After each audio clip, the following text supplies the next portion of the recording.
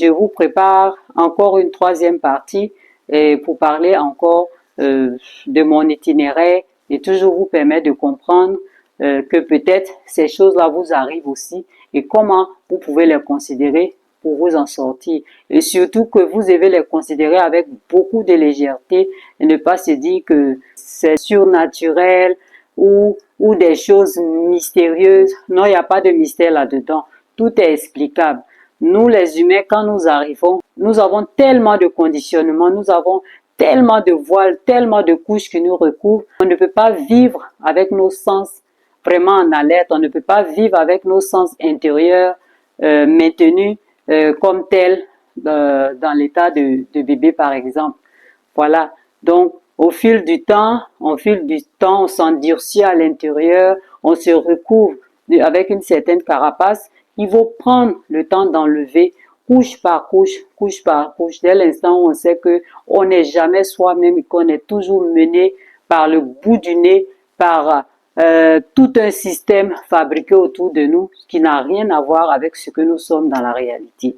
Donc, quand la vie nous met sur ce passage-là où nous devons apprendre sur nous-mêmes, de nous-mêmes, à partir de nous-mêmes, je reconnais que ce n'est pas facile parce que quand on n'a jamais vu ça nulle part, on n'a eu personne à son contact qui nous a parlé de ça.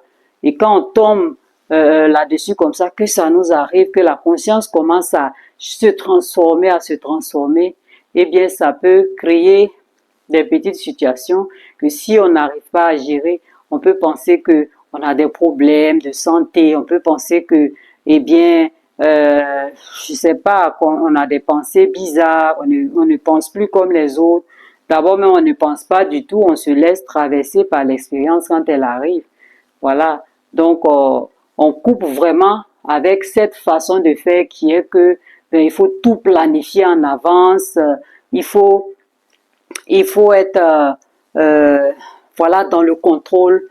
On perd ce contrôle-là parce qu'on voit que, eh bien, la vie circule, l'énergie de la vie circule au travers de nous et on a juste qu'à se laisser être ce canal-là pour que cette énergie-là puisse circuler librement et ne pas se laisser retenir à l'intérieur de soi par quoi que ce soit d'autre. Notre être doit rayonner, notre être doit se faire voir. Et comment cela se fait?